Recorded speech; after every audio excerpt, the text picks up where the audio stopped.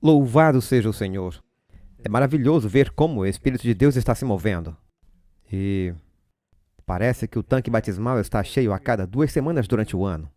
Foi isso que Jesus disse. Vá, ensine, batize, ensine. Ensinar antes e ensinar depois. Eu vou ensinar depois esta manhã. Bem-vindos todos à igreja de Granite Bay Hilltop. E sempre faço questão de dar as boas-vindas aos que estão assistindo pelo telefone, pelo computador, alguns pela televisão, outros pelo rádio. E sou muito grato pela nossa família da igreja local, que vem aqui enfrentando a natureza. São os fiéis que vieram aqui nesse dia chuvoso. E também os milhares que se unem a nós online. Orem por mim durante a pregação. Eu vou falar sobre um assunto difícil hoje que trata da perfeição. Existem alguns tópicos que têm sido fontes de muita discussão e debate, até mesmo algumas discussões acaloradas na vida da igreja e na história cristã. Coisas sobre o arminianismo e o calvinismo, uma vez salvo, sempre salvo, o livre-arbítrio, é um debate que continua até hoje. A natureza de Deus e o perfeccionismo, ou quão santo você precisa ser para ser salvo. E o título do sermão é: Você precisa ser perfeito para ser salvo? Eu acho que todos nós nos perguntamos: Senhor, o que eu preciso fazer para ser salvo? E nós vemos que Jesus é um exemplo tão perfeito. E eu acho que é justo dizer que ninguém se sente à altura de Jesus. E nos perguntamos: será que eu sou bom o suficiente? Entendemos que somos justificados pela fé, mas depois que aceitamos isso, o que acontece? Acho que às vezes pensamos que talvez tivesse sido mais fácil ser como aquele ladrão na cruz em que o Senhor declara: Você estará comigo no paraíso? E você pensa: eu não posso cometer nenhum erro agora. Eu vou morrer com pregos nas minhas mãos, pregadas. Logo, ele não teve chance de se meter em problemas. Mas no nosso caso, que temos que viver dia a dia, como viver uma vida santa em um mundo perverso? E quão santo e perfeito você precisa ser para ser salvo? Eu vi um programa interessante no YouTube essa semana. É um programa antigo de 2005 da National Geographic, e o que eles fizeram? A propósito, chama-se Encontrando o Átomo Científico, ou o que eles chamam de super ancestral. E nesse programa, o que eles fizeram foi rastrear os cromossomos brancos dos homens, pois só os homens têm cromossomos brancos. Não importa como você se sinta, isso é um fato, apenas os homens têm cromossomos brancos, sinto muito. Mas eles viram que todos os homens podem rastrear as pequenas idiosincrasias do cromossomo branco e dizer quem é parente de quem, e eles meio que rastrearam a migração de pessoas ao redor do mundo. E fizeram algumas descobertas realmente surpreendentes. E uma delas é que todas as pessoas do mundo são originárias de um desses 3 lugares, que seriam o norte da África, a Mesopotâmia ou o Oriente Médio, ou Ásia, talvez do leste ou do oeste da China.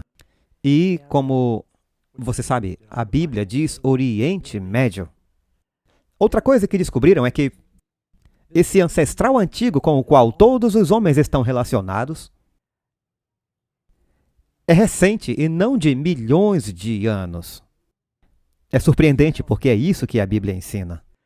Outra coisa que descobriram é que esse ancestral comum, esse super ancestral supremo, o Adão científico, quando ele aparece na história, ele é sofisticado, ele fala uma língua sofisticada e usa ferramentas complicadas. Não arrasta os nós dos dedos, que é o que a Bíblia ensina. Agora eles ainda atribuem milhares de anos além do que a Bíblia ensina, mas isso meio que os abalou e eles ainda não terminaram suas pesquisas. Mas quem é que sabe que somos todos parentes de Adão? Quem acredita que somos parentes de Noé? Eu acho que o estudo deles é um pouco equivocado, porque eles supõem que se quisermos descobrir o parentesco de todos os homens, temos que voltar a Adão. Na verdade, só temos que voltar a Noé. Portanto, essas características do super DNA ou dos cromossomos que eles encontraram provavelmente estão começando em Noé. E o que a Bíblia nos diz sobre os dias de Noé? Em sua Bíblia, vá a Gênesis capítulo 6, verso 5. Após Deus fazer o homem, aqui diz: e viu o Senhor que a maldade do homem se multiplicara sobre a terra, e que toda a imaginação dos pensamentos de seu coração era só má continuamente. Então arrependeu-se o Senhor de haver feito o homem sobre a terra e pesou-lhe em seu coração. E disse o Senhor: eu destruirei o homem que criei de sobre a face da terra. Depois que Adão e Eva foram criados, Deus fez tudo bom, certo? Deus fez tudo perfeito. Posso ouvir um amém? Alguns podem pensar: se era perfeito, então como que ficou ruim? Ele fez tudo perfeito. E foi dado a eles um perfeito livre-arbítrio. Mas quando Adão e Eva escolheram ouvir a palavra do demônio em vez da palavra do Senhor, algo terrível aconteceu com a criação. Ela se corrompeu, ficou doente e algo aconteceu dentro de nós. Deus fez o homem originalmente motivado pelo amor. Após o pecado, a agulha da bússola foi quebrada. Em vez de apontar para longe de si mesma em amor a Deus e aos outros, ela girou e apontou para si mesma. O homem passou a se preocupar com a adoração a si mesmo em vez de adorar a Deus. Sua adoração se voltou para dentro em vez de para fora. E essa é a fórmula da autodestruição. E cada filho de Adão e Eva, desde aquele dia até hoje, temos esse problema crônico do pecado do egoísmo. Simples assim. Mas apesar de o mundo ter se tornado ruim tão rapidamente, então lemos em Gênesis 6, verso 9, com esse pano de fundo de toda a imaginação dos pensamentos do seu coração continuamente maligno, diz: mas Noé achou graça. Noé era um homem justo e perfeito em suas gerações. Noé andava com Deus. Agora, isso prepara o cenário para o resto da Bíblia, no sentido de que estamos vivendo em um mundo perverso, mas Deus diz que podemos andar com Deus e ser perfeitos em nossas gerações. Mas o que queremos dizer com perfeitos? Eis a questão, diria Shakespeare. Vamos para Jó. No livro de Jó, capítulo 1, primeiro versículo, não é preciso ir muito longe, ele diz: havia um homem na terra de Uz, cujo nome era Jó, e esse homem era perfeito e íntegro, temente a Deus e que odiava o mal. Perfeito. E depois temos 42 capítulos dedicados à experiência desse homem perfeito e íntegro, que tem 3 amigos não tão perfeitos. E seus amigos lhe dizem que a razão pela qual ele está passando por todos esses problemas é porque havia pecado em sua vida, e ele diz: acho que não. Eu tenho seguido o Senhor. Ele estava convicto disso, e no final do livro o Senhor diz que Jó estava certo e seus amigos estavam errados. E ele diz: Jó, ore por seus amigos. Um homem santo, íntegro e perfeito. Então você descobre que, seja qual for a perfeição que Noé ou Jó tivessem, é possível uma vida piedosa em um mundo perverso. Mas parece que isso é muito raro, o que pode ser desanimador. Agora, na mensagem de hoje, quero dizer a verdade, eu vou dar muitas passagens e quero encorajá-lo. Porque quando lemos coisas como estas, aí vem. Prepare-se para o impacto. Jesus diz em Mateus 5, verso 48, no final do capítulo 5, quando ele está fazendo o Sermão da Montanha: sede vós, pois, perfeitos. Não só perfeitos.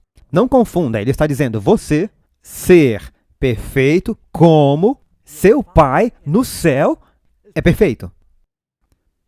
Ou seja, perfeitos como Deus. Agora, você já deve ter lido isso antes e simplesmente jogado a Bíblia para o alto e dito: eu estou acabado. Como eu vou conseguir ser perfeito como Deus? Na verdade, por que não fazemos uma pesquisa com o público aqui só para ver se o que eu estou pensando está certo? Quantos de vocês aqui acham que são tão perfeitos quanto Deus? Queremos ver suas mãos, por favor. Estamos todos condenados. Alguns aqui ainda parecem ter alegria, mas não acreditam que são tão perfeitos quanto Deus. O que Jesus quer dizer com isso? Portanto, sejam perfeitos. Bem, eu chegarei à resposta um pouco mais tarde, portanto, fique comigo. Para começar, eu acho que precisamos definir o que significa a palavra perfeito em inglês. É um pouco diferente. A palavra perfeito significa algo completamente livre de falhas ou defeitos, com todos os elementos necessários ou desejáveis, qualidades ou características, ou o mais próximo possível dessa condição. Notaram essa parte da definição? Completamente livre de defeitos, ou o mais próximo possível disso.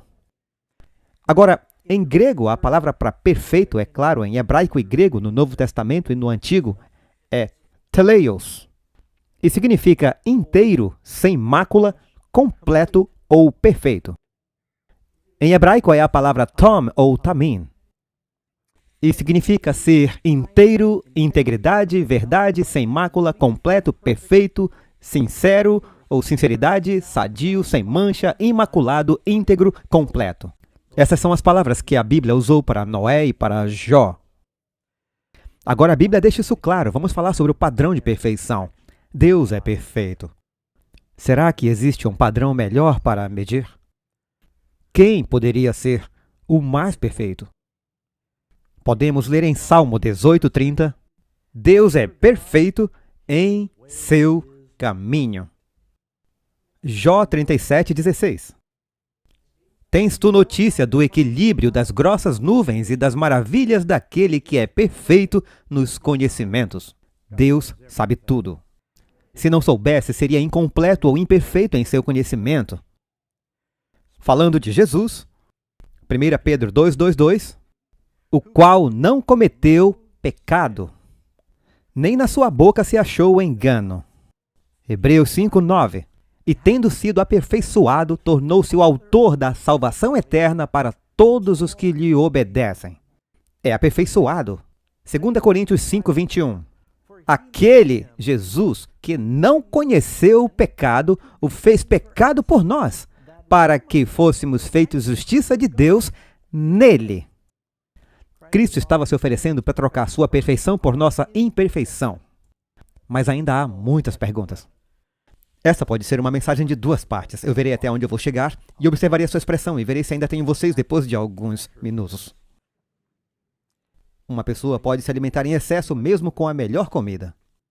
Pode entrar em um coma alimentar. Quero ter certeza de que não estou forçando demais para ninguém. Eu vou me preparar para cerca de 15 passagens aqui. Eu disse que seria baseado na Bíblia. A Bíblia deixa claro de capa a capa que temos um problema crônico com o pecado. Quantos já sabiam disso? Sentimos isso todo dia. A Bíblia nos diz em Gálatas capítulo 5 que há uma guerra contínua entre o espírito e a carne, entre o que sabemos que deveríamos estar fazendo e a natureza carnal. Romanos capítulo 3, 23. Pois quantos pecaram? Todos pecaram, com exceção de um, que já está definido quem é. Todos pecaram e destituídos estão da glória de Deus. Gênesis 8:21. Então o Senhor disse em seu coração: nunca mais amaldiçoarei a terra por causa do homem, embora a imaginação do coração do homem seja má desde a sua juventude. Há algo mal em nossa natureza. Jó 5:7. O homem nasce para o problema, assim como as faíscas voam para cima. É quase como se você jogasse lenha no fogo, mas as faíscas não descem, elas sobem com o aumento do calor. 1 Reis 8:46. A propósito, esse versículo idêntico está em 2 Crônicas 6:36. Salomão está dedicando o templo. Ele está falando sobre as pessoas que oravam no templo, e ele disse: quando elas pecarem contra ti, observem, ele não disse se. Ele disse: quando eles pecarem contra ti, pois não há ninguém que não peque. Salmo 90, verso 8. Puseste diante de ti as nossas iniquidades, os nossos pecados ocultos à luz da tua presença. Salmo 40, 12. As minhas iniquidades me alcançaram, de modo que não posso olhar para cima. São mais numerosas que os meus cabelos. Por isso, meu coração me desmaia. Salmo 130, verso 3. Se tu, ó Senhor, marcasses as iniquidades, ó Senhor, quem poderia subsistir? Mas contigo há perdão, essa é a nossa esperança. Amém? Para que tu sejas temido. Salmo 143, verso 2. Não entre em juízo com teu servo, porque à tua vista ninguém vivo é justo. Acho isso bastante abrangente. Provérbios 20, verso 6 e verso 9. Mas quem pode encontrar um homem fiel? Quem pode dizer, limpei meu coração, eu estou puro de meus pecados? Acabamos de fazer uma pesquisa e não encontramos ninguém aqui. Eclesiastes 7:20. Pois não há homem justo na terra que faça o bem e não peque. Eu não vou dar todas as passagens, mas a Bíblia diz na boca de 2 ou 3 testemunhas, está bem claro que as pessoas têm um problema com o pecado. A questão é, podemos superá-lo? Romanos 3, de 9 a 12. O que, então? Somos melhores do que eles? De forma alguma, ele está falando das pessoas do Antigo Testamento. Pois já anteriormente declaramos que tanto judeus como gregos, judeus e gentios, todos estão debaixo do pecado, como está escrito. Citando agora do Antigo Testamento, não há ninguém, a propósito, esse é o Salmo 14. Não há um justo, não conheço nenhum. Não há ninguém que entenda, não há ninguém que busque a Deus. Todos eles se desviaram. Todos eles se tornaram inúteis. Não há ninguém que faça o bem. Ninguém. Isso também parece bem abrangente. Tiago 2, verso 2 e 3. Pois todos nós tropeçamos em muitas coisas.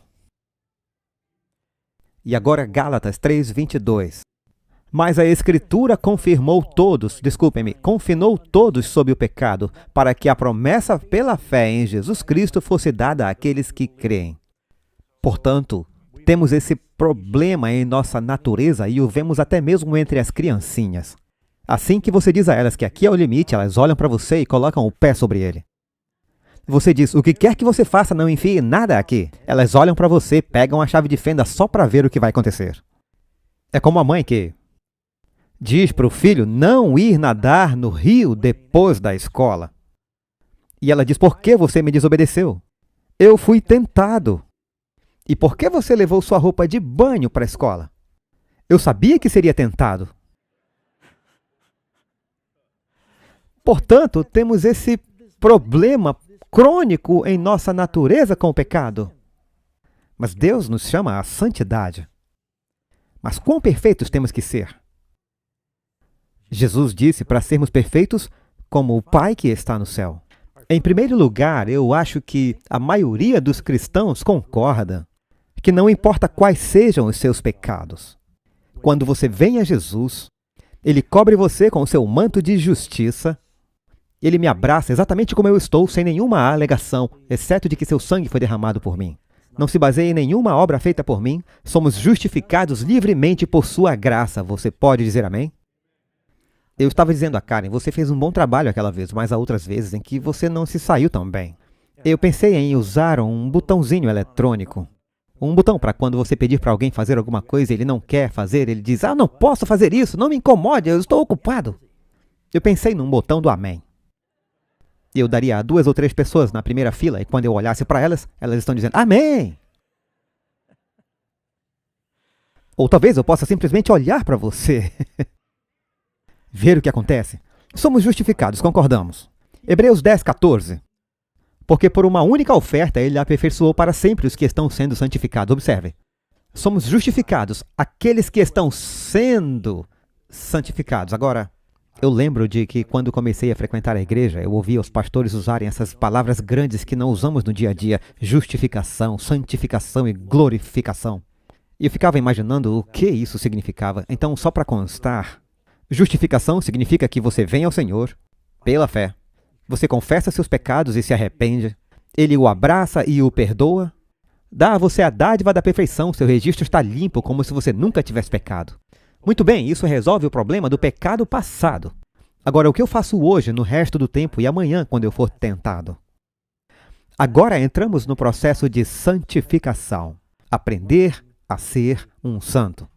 É santificação. Observe a palavra processo. Você verá que Isaías diz, aprenda a fazer o bem. Cesse de fazer o mal. Há um aprendizado envolvido aí. Significa que, como um bebê que está aprendendo a andar, ele provavelmente cairá. Acabamos de citar esse verso em Romanos, todos pecaram e carecem da glória de Deus. Portanto, isso quer dizer que todos que já viveram pecaram? João Batista, o maior dos profetas, pecou? Ele disse, Jesus, você precisa me batizar. Mas Jesus disse que ele é o maior dos profetas. E José E Daniel, quando Daniel diz, enquanto eu estava confessando meu pecado e o pecado de meu povo Israel. Quero dizer, são pessoas piedosas. E se você tiver um bebê no mês que vem, eu espero que você esteja sabendo, mas se você tiver um bebê no mês que vem, esse bebê vai pecar? Há alguma desculpa para o pecado? Primeiro, quando você diz que um bebê vai pecar antes da idade da responsabilidade, isso não é considerado para eles, eles não têm registro de culpa, estamos entendidos? Mas será que esse bebê tem uma natureza egoísta? Bebês são as coisas mais egoístas do mundo. Quero dizer, ele não pensa em, eu não queria acordá-la, você está cansado, eu vou chorar mais tarde. Estão nem aí. Tudo o que eles pensam é, eu estou com fome, eu tenho problema de encanamento, estou entediado, vou chorar até receber atenção.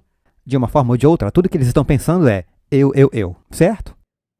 Eles têm que aprender a amar. Alguns nunca superam isso, o que é assustador. Romanos capítulo 5, portanto, tendo sido justificados pela fé, temos paz com Deus por meio de Jesus, nosso Senhor, pelo qual também temos acesso pela fé a esta graça, na qual estamos firmes e nos regozijamos na esperança da glória de Deus. Portanto, depois de sermos justificados pela fé, Deus quer que vivamos uma vida de alegria. E uma razão para a mensagem de hoje é porque eu encontro muitos cristãos infelizes. E quando você se aprofunda e se pergunta por que são tão infelizes, eles duvidam de sua salvação. Duvidam que vão conseguir. E não estão felizes e não estão levando ninguém ao Senhor porque ninguém quer a fé deles, porque ela não os ajudou. Portanto, se os cristãos quiserem ser boas testemunhas e quisermos que a nossa igreja seja uma igreja de testemunho, então precisamos da alegria do Senhor. E você seria muito mais feliz se tivesse mais confiança de que vai conseguir. Você pensaria mais no céu, falaria mais sobre o céu e ia querer levar as pessoas com você. Mas se estivermos sempre com uma aparência azeda e duvidosa, nunca ganharemos ninguém. Paulo diz, eles devem ter alegria. Nós nos levantamos e nos regozijamos nessa esperança. Agora, Jesus é o único que nunca pecou. Todos os outros pecaram. Então, e agora, para onde vamos?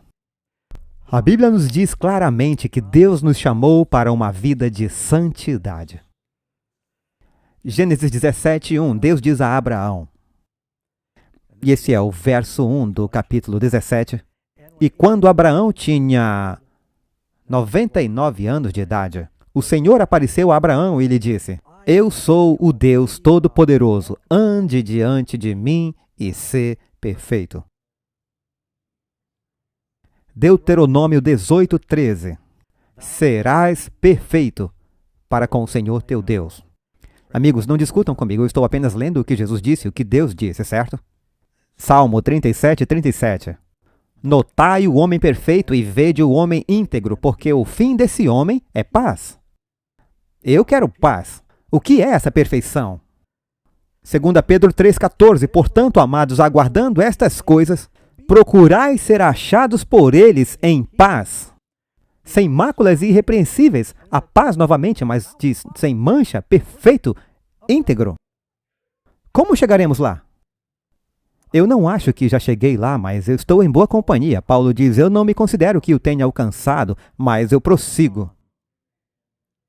Talvez você não chegue ao ponto de se sentir que é bom o suficiente. Na verdade, eu tento evitar pessoas que se acham perfeitas. Conhece alguém assim? Ninguém levantou a mão na igreja hoje, graças aos céus. Mas alguém pode pensar, é uma pergunta capciosa. Quero ser o único a estar certo aqui. Aí você quer baixar sua mão por quê? Porque você acha que está perfeitamente justificado, teria sido bom. Mas eu conheci pessoas que acham, eu cheguei lá, e dizem, eu estou sem pecado. E não se referiam apenas à justificação, mas ao fato de não pecar mais. E assim que comecei a debater com eles, ficaram com raiva de mim. E eu senti uma gratificação que provavelmente não estava certa. Porque eu provei que eles não eram perfeitos. Mas Deus diz que está nos chamando à perfeição. Observe na Bíblia, a razão pela qual a Bíblia está cheia de histórias é que os personagens, os heróis da Bíblia, são imperfeitos. Um dos motivos pelos quais amo a Bíblia e acredito nela é o fato de que ela é um livro real. Se a Bíblia fosse escrita como alguns romances atuais, ela sempre teria o herói impecável. Eu acabei de ler o relato histórico sobre William Barrians, que fez uma expedição, e eu gosto de ler livros de histórias. Ele fez uma expedição até Nova Zampa, tentando dar a volta da Europa à China, passando pelo Polo Norte, e descobriu que não conseguiria fazê-lo. Depois de sua terceira tentativa, ele morreu, mas enquanto eu leio, não encontrei nada de errado sobre Barrians. E eu pensei, esse livro não está apresentando a história completa, está fazendo com que ele se torne um herói e não está falando sobre nenhuma das suas falhas. Deve haver algo em suas cartas ou no registro. Esse livro está apenas lustrando, inflando o além da realidade. É como a menina que fez o relatório do livro sobre Abraham Lincoln e quis impressionar a turma. E ela disse, Abraham Lincoln nasceu muito jovem, numa cabana de madeira que ele mesmo fez. Esses historiadores humanos ficam maiores do que a vida. Mas a Bíblia fala sobre as falhas. Por exemplo, falando do Novo Testamento sobre Zacarias e Isabel, diz que ambos eram, Lucas 1:6, ambos eram justos diante de Deus, andando em todos os mandamentos e ordenanças do Senhor sem culpa. Quantos gostariam disso? De ser acusados disso pelo Senhor? Só que no mesmo capítulo, o anjo diz, mas eis que vocês ficarão mudos e não poderão falar até o dia em que essas coisas acontecerem, porque não acreditaram na minha palavra. Eles tinham um problema de fé, certo? Mas ele é chamado de irrepreensível, porque o teor de sua vida era de entrega e obediência. Ele estava comprometido a seguir a Deus. Não significa que ele nunca teve seus momentos. Isso é realmente fantástico. Os apóstolos, você os conhece? João capítulo 17. Quero que leiam, porque talvez não acreditam que isso esteja aqui. Eu vou colocar na tela também. Em sua oração dedicatória, na oração intercessória de Jesus, em João 17, ele diz ao Pai, falando dos 12 apóstolos, você pode ler o contexto por você mesmo. Eles eram teus, tu os deste a mim. Eles guardaram a tua palavra. Guardaram tua palavra. Deixe-me contar o que aconteceu 24 ou 48 horas depois dessa declaração. Eles estavam discutindo entre si qual deles era o maior. Recusaram-se a lavar os pés uns dos outros. Adormeceram quando Jesus lhes disse para orar. Puxaram as espadas para cometer assassinato em nome do Senhor. Quando acordaram, depois abandonaram o Senhor. Pedro nega conhecê-lo com palavrões e xingamentos. Depois, quando ele ressuscita dos mortos, eles duvidam que seja verdade. E ainda não entendem a natureza de seu reino. E Jesus diz a respeito dos apóstolos, vocês sentarão em 12 tronos no céu, julgando as 12 tribos de Israel. Eles vão conseguir? Todos sabemos sobre Judas. Espero que não haja nenhum Judas aqui. Mas esses são aqueles, por que seguem a Jesus? Eles não, quando os outros se afastaram, você já leu o Evangelho? É interessante o verso em João 6:6. João 6, verso 66, diz que muitos o abandonaram. E Jesus disse aos discípulos, vocês também me abandonarão? Eles disseram, Senhor, para onde iremos? Tu tens as palavras de vida. Eles estavam comprometidos com Jesus, acreditavam em sua palavra, mas eles tinham problemas. Não apenas naquela época, mas mesmo depois do Pentecostes. Podemos ver, Paulo teve que repreender Pedro porque ele disse, você está sendo hipócrita, está tentando agir de forma religiosa quando os judeus vêm de Jerusalém para visitá-los, mas assim que eles vão embora, você fica com os gentios. E ele estava certo. O egoísmo será uma batalha até quando não houver mais demônio. Lutaremos contra a carne até a vinda de Jesus. Mas você pode ter a alegria do Senhor. Aquele que começou uma boa obra em você a terminará se você permanecer com Jesus. Jesus nunca o abandonará. Ele prometeu. Você pode abandoná-lo, mas ele nunca o abandonará. Se você fugir dele, a escolha será sua. É aqui que nos diferenciamos das pessoas que acreditam que uma vez salvo, sempre salvo. Deus não tira a sua liberdade. Eu já usei essa ilustração antes, mas alguns não a ouviram. Então, Karen e eu casamos e fizemos uma aliança. Amar um ao outro. Renunciar todos os outros. Na saúde e na doença. E Eu confio que ela vai cumprir sua parte na aliança. Estou cumprindo a minha. Até aqui, tudo bem. 33 anos. Eu não me preocupo se ela não cumprir. Acredito que ela também não se preocupa comigo. Estou só dando a ela um momento para testemunhar, se ela tivesse algo que quisesse compartilhar. Nos casamentos havia aquele momento constrangedor em que o pastor costumava dizer: se houver alguém aqui que por algum motivo... Não perguntam mais isso, perguntam? Mas ela ainda tem liberdade se quiser? Eu também tenho. Mas temos amor, e quando há amor, há confiança, há paz. E você pode ter isso em seu relacionamento com Jesus. Ele quer que você tenha. Se você continuar a dizer: Senhor, eu caí, me desculpa, me perdoe, agora, temos argumentos? Sim, vocês ouviram. Para aqueles que estão em casa, se você não ouviu isso, veio da galeria.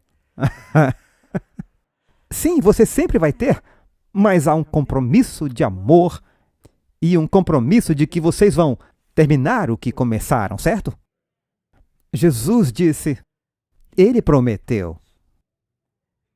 E você pode fazer essa promessa. E desde que você não largue a mão dele, mas quão santo eu preciso ser? Diz o homem perfeito, o homem íntegro, o fim desse homem é paz. Patrick Morley escreve em seu livro Eu Me Rendo que o problema da integridade da igreja está no conceito errôneo de que podemos acrescentar Cristo à nossa vida, mas não subtrair o pecado. Precisamos nos afastar do pecado.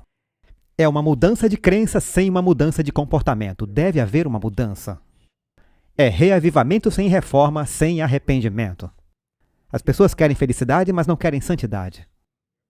Portanto, é um erro mortal acreditar que tudo o que você precisa fazer é dizer eu amo o Senhor e pode continuar vivendo uma vida de pecado. Há alguns versículos na Bíblia que são bem claros sobre esse assunto. Jesus disse aos apóstolos, vocês que me seguiram, não é sobre Judas, é? Também sentarão em 12 tronos julgando as 12 tribos de Israel. Ele disse ao Pai, eu neles e tu em mim, para que sejam perfeitos em um.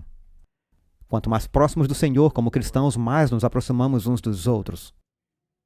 Mas, quando você chegar à luz da glória de Deus, não se sentirá perfeito. De fato, quanto mais próximo estiver do Senhor, mais imperfeições perceberá. Não desanime, isso é normal. Isaías 5, quando Isaías, homem de Deus, profeta de Deus, um dos maiores profetas do Antigo Testamento, ele vê uma imagem da glória de Deus e o que ele faz? É Isaías capítulo 6. Ele diz, ai de mim, estou desfeito, sou um homem de lábios impuros e habito no meio de um povo de lábios impuros, pois os meus olhos viram o Rei. No contraste de Deus e seu trono em sua santidade e os seus anjos ali, os serafins clamando, santo, santo, santo. E eles estão cobrindo seus rostos e seus pés. A santidade, a pureza, a majestade de Deus e o edifício está tremendo. Isaías está sobrecarregado com sua pecaminosidade. Quando você entra na luz de Deus, à medida que se aproxima da luz, mais as imperfeições se tornam distintas. Antes de eu sair para pregar, tem uma sala verde onde eu me arrumo e me organizo o máximo que eu posso. Quero ter certeza de que quando eu chegar aqui e eles estiverem gravando, não haja problemas evidentes, eu estou trabalhando com o que tenho, entenda. Porque eu já cometi o erro de sair das sombras para o palco com as luzes da TV. Eu me lembro que uma vez eu encontrei um velho amigo no saguão, entre a escola sabatina e o culto, dei-lhe um grande abraço e saí para pregar, e eu esqueci que ele tinha cerca de 20 gatos. E eu estava com um terno escuro. Eu saí para a luz e olhei para baixo, parecia que eu estava lutando com uma ovelha. E eu pensei, roupa! Eu achava que estava bem até entrar na luz. Eu me lembro quando fizemos o programa da NET em Nova York. Havia um camarim escuro, na verdade era um quarto de hotel que ficava ao lado do palco. Eu estava atrasado, corri, vesti o meu terno que estava pendurado no armário e fui para o palco e Karen olhou para mim e ela se sentiu mal porque eu estava com a calça de um terno e o paletó de outro. Eu não percebi porque os dois eram meio escuros. E se você quiser saber como foi, ainda está nas gravações. Quando você vem para a luz, ao me vestir hoje de manhã, eu sabia que falaria sobre perfeição, então eu disse, Karen, essa gravata combina? Sim, é claro. Eu disse, eu tenho que estar bonito hoje porque eu vou falar sobre perfeição. Mas acho que todos sabemos que somos humanos. Que da mesma forma que você precisa da graça de Deus, você precisa compartilhar essa graça com outros, amém? Fomos recomendados a obedecer. Mateus capítulo 7, verso 21, Jesus disse, nem todo aquele que me diz, Senhor, Senhor, entrará no reino dos céus, mas aquele que faz a vontade de meu Pai que está nos céus. Muitos me dirão naquele dia, Senhor, Senhor, não profetizamos em Teu nome? Não expulsamos demônios em Teu nome? E não fizemos muitas maravilhas em Teu nome? E eu lhes declararei, nunca os conheci, apartai-vos de mim, vós que praticais a iniquidade. Precisamos conhecer o Senhor, precisamos seguir o Senhor, e não basta dizer, Senhor, Senhor, precisamos estar dispostos a obedecer o Senhor. Se você falhar, não desanime. Um homem justo cai 7 vezes e se levanta novamente. Se você falhar e isso não incomodar, isso é um problema. Você deve sentir convicção quando pecar e depois se arrepender e Ele o perdoar. E como não é divertido sentir essa convicção, você ora para que Deus lhe dê mais consistência. E quanto ao que está escrito em 1 João 3,6, quem permanece nele não peca. Quem peca não o viu nem o conheceu. Isso me incomodava. E ainda me dá a quantidade certa de convicção. Pois está dizendo que aqueles que permanecem em Cristo não praticam uma vida de pecado. Não se trata de uma boa ação ou uma má ação ocasional. A propósito, essa é uma citação do clássico Caminho a Cristo. Vocês conhecem. Página 57. O caráter é revelado não por boas ou más ações ocasionais, mas pela tendência das palavras habituais e atos. João está dizendo que quem permanece nele não pratica uma vida de pecado. É por isso que antes de ser batizada, a pessoa precisa se afastar. As pessoas dizem, Pastor Doug, eu posso parar de fumar depois de eu ser batizado? Eu digo, não. O que isso faz com seu testemunho? Você vai aos seus amigos e diz, louvado seja Deus, Jesus me libertou, Ele quebrou as correntes, agora eu sou dele, e aí vai fumaça na cara deles. Você não precisa praticar uma vida de pecado. É preciso que haja arrependimento e reforma, amém? Deus nos chama à santidade. Ele diz, sede santos, pois eu sou santo, por que não fazemos isso? Bem, Ele nos dá muitas promessas de vitória. 2 Pedro 1, verso 4. Pelas quais nos foram dadas promessas extremamente grandes e preciosas. Não apenas promessas, mas grandes promessas. Excessivamente grandes. Preciosas promessas. Por meio dessas promessas da palavra de Deus, vocês possam ser participantes da natureza divina. O que é um cristão? Simplesmente um seguidor de Cristo. Deus quer que sejamos semelhantes a Cristo. Quando amamos Jesus, queremos ser como Jesus. Amém? Quando Jesus disse para sermos perfeitos como seu Pai no céu é perfeito, do que ele está falando? Do amor perfeito. O que atrapalha as pessoas é que elas não leem tudo. Me acompanhe, por exemplo, em Mateus 5. Eu quero mostrar algo. Você tem que ir até lá. Eu não vou ler apenas esse verso. Mateus 5,48 está escrito, portanto, sede vós perfeitos como é perfeito o vosso Pai que está nos céus. O que acontece se você ler um verso fora do contexto? Você se confunde. Você precisa descobrir do que Jesus está falando. Vá para o verso, o capítulo inteiro, eu diria. Já ouviram que foi dito no verso 38, dente por dente, eu lhe digo, não resista a uma pessoa. Se alguém bater na sua face, ofereça-lhe a outra. Isso é radical, mas ele está dizendo para perdoar as pessoas. Se alguém quiser processá-lo para tirar sua túnica, dê-lhe a sua capa. Ame as pessoas. Vença o mal com o bem. Se alguém o obrigar a andar 1 milha, ande 2. Dê a quem lhe pede, a quem lhe pedir emprestado, não o rejeite. Ame seus inimigos. Abençoe os que o amaldiçoam. Você só ama aqueles que o amam. Cumprimentar os irmãos, como será melhor depois de falar sobre amar uns aos outros? Tudo se resume em amor horizontal, entenderam? Ele diz, portanto, seja perfeitos como seu Pai no céu. Agora, como eu vou saber do que ele está falando? Na mesma passagem em Lucas, você pode procurar em Lucas 6, verso 36. Ele diz, sede, pois, misericordiosos, como vosso Pai no céu é misericordioso. Está falando sobre amar os outros. ser misericordioso com os outros, perdoar os outros. Ele quer que sejamos perfeitos como seu Pai no céu o ama e tem misericórdia de você. Imaginem como Jesus disse: perdoe como você é perdoado. Certo? É o que Jesus está dizendo quando ele diz: sejam perfeitos como seu Pai no céu é perfeito. Sejam perfeitamente misericordiosos. Porque se você não perdoar seus irmãos, isso está na oração do Senhor. Se vocês não perdoarem as ofensas de seus irmãos, seu Pai no céu também não os perdoará. Sim, é verdade. Ele quer que aprendamos a amar uns aos outros. Como podemos dizer que amamos a Deus que não vemos, se não podemos amar nosso irmão que vemos? Amém? Ele está nos chamando para uma vida de obediência. Agora, todo dia há uma batalha. Todo dia eu tenho que dizer: Senhor, não eu, mas Cristo.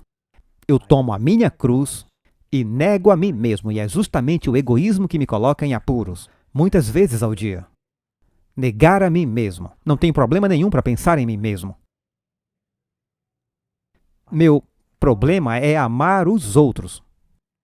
E aprendemos a santificação, aprendemos a amar os outros. E se você disser: Senhor, me dê mais amor pelo meu próximo, sabe o que Deus vai fazer? Ele fará com que o seu próximo teste o seu amor. Senhor, ajude-me a amar mais os meus filhos. O Senhor envia seus filhos para nos ensinar amor, amém? E paciência. E é por isso que Ele nos envolve em casamentos com pessoas que são opostas. É o senso de humor cósmico de Deus. Para nos ensinar o amor. Ele quer em nós o amor perfeito. Se você ama mais a Deus, você o obedece melhor. Jesus não disse: se você me ama, faça o quê? Tentar cumprir os mandamentos de Deus sem amor é uma tentativa e uma impossibilidade. Essas pessoas são infelizes e deixam todos os outros infelizes. Mas se você ama o Senhor, sabe onde está a nossa maior batalha vivendo a vida cristã na perfeição cristã? Aumentando o nosso amor por Deus. Pois quanto mais o amamos, mais amamos nosso próximo, pois Deus os ama. Quanto mais amamos o Senhor, mais queremos obedecê-lo e agradá-lo. Não queremos magoar as pessoas que amamos. E quando você vê o quanto Jesus nos ama ao olhar para a cruz, isso nos faz amá-lo ainda mais. Tudo é possível, amigos. Quando nós acreditamos que o diabo pode nos tentar, quantos concordam que o diabo pode nos tentar? Mas não acreditamos que Jesus pode nos impedir de pecar. Você está dizendo que o diabo é maior do que o seu Deus. Você pode me citar um pecado sobre o qual alguém nunca conseguiu obter vitória? Eu estou falando de pecados práticos e não pecados imperdoáveis. Você já conseguiu vencer o álcool, as drogas, falta de perdão? Pode dizer. Qualquer outro pecado. Eu conheço pessoas, significa que você pode conseguir, porque todas as coisas são possíveis para Deus. Uma vida de santidade, será que isso acontecerá um dia? Passei os 17 primeiros anos da minha vida aprendendo a pecar. Então Deus disse: sede santos. Senhor, me dá um tempo aí, eu vou ter que trabalhar isso. E Ele então ensina você. Mantendo seus olhos em Jesus, você se torna como aquele para quem você olha. Você se tornará como aquele a quem contempla. Eu me lembro de alguns anos atrás e... já faz algum tempo. Nem lembro mais do que eu compartilhei com vocês ou não, mas... com a minha primeira leva de crianças. Rachel, Micah, Daniel. Visitávamos o vovô na Flórida. Eu voei para casa com as 3 crianças, para chegarmos à nossa casa em Covalo, nessa época do ano, depois das férias de Natal. E nevava muito, tipo 50 centímetros de neve. E eu estou dirigindo a minha Nissan 4x4 pela estrada. E estávamos usando roupas da Flórida, acabamos de passar na Flórida. E aqueles que já conhecem, a casa fica a 20 quilômetros de estrada de chão, sem eletricidade, é muito longe, muito remoto. E enquanto eu dirigia pela estrada, eu era jovem e não tinha tanta experiência naquela época. Dirigindo uma 4x4, eu pensei: até onde eu posso ir? E eu pensei comigo mesmo: bom, se eu ficar preso, eu dou meia volta e vou para a casa do Dr. Simpson. As crianças disseram: vamos para casa, nós podemos, temos tração nas 4 rodas. Eles queriam muito chegar. Eles tinham, tipo, 11, 9, 8 anos de idade. E eu disse: tudo bem, E nós fomos cerca de 3 quilômetros. E a caminhonete travou no meio. Ou seja, o que quer que eu fizesse, não havia como sair. Eu não tinha como cavar, não estava usando roupas suficientes, estava nevando, os flocos de neve caindo, grandes e pesados. Eu saí do carro e à medida que eu subia mais alto, a neve ficava mais profunda. Não sei como conseguir ir tão longe. Não havia nada por perto para eu prender o guincho, para puxar a caminhonete. Estamos presos. E eu disse, pessoal, acho que tenho gasolina suficiente. Podemos ficar aqui até de manhã e eu posso tentar sair e conseguir ajuda. Não, pai, vamos para casa. Eles queriam muito ir para casa. Tem certeza? Vocês vão ficar com frio. Eles disseram, não, tudo bem. Eu sei, foi estúpido. Mas 15 minutos de carro leva muito mais tempo a pé e mais tempo ainda caminhando a 60 centímetros de neve. Então saímos quentinhos da caminhonete, nos sentimos bem no início e foi divertido. Eles estavam jogando bola de neve e nós escalávamos. E a neve continuava a ficar mais profunda. E se você estiver andando na neve profunda, você não pode simplesmente chutar os pés para frente. Tem que levantar os pés. Senão dá muito trabalho e você começa a andar assim por um longo tempo. E eu comecei a cansar e agora, na metade do caminho, tive que parar e descansar com as crianças. Eles estavam conseguindo colocar os seus pés nos meus pés. E, finalmente, estávamos passando por debaixo de umas árvores e batíamos na árvore e a neve caía na estrada sobre nós e estávamos ficando com frio.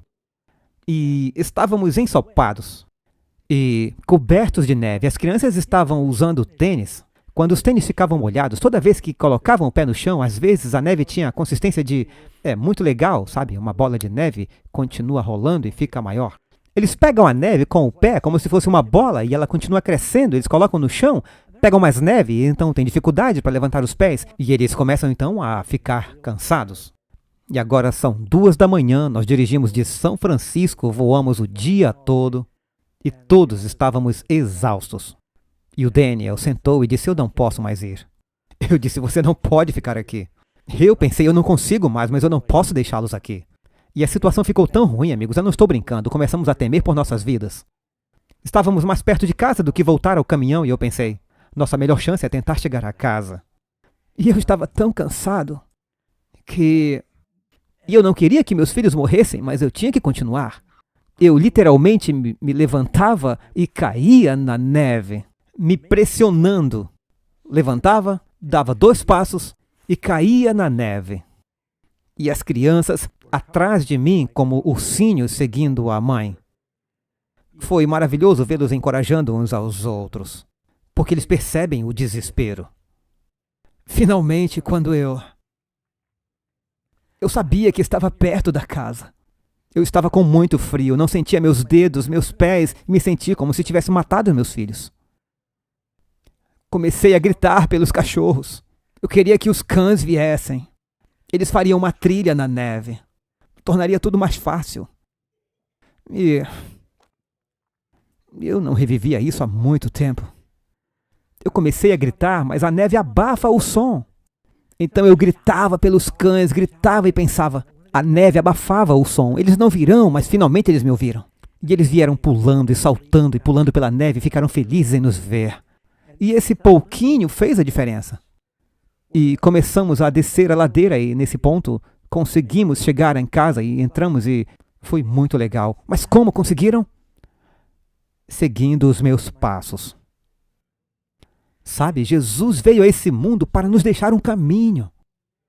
Ele não quer deixar você para trás. E se você seguir os passos dele, você consegue, você pode ser o que quer que você precise ser.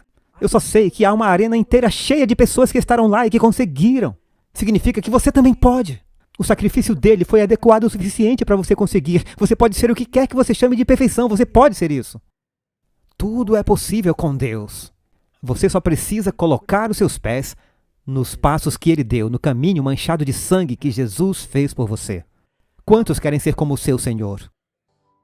Escute o resto da história enquanto você ainda está aí.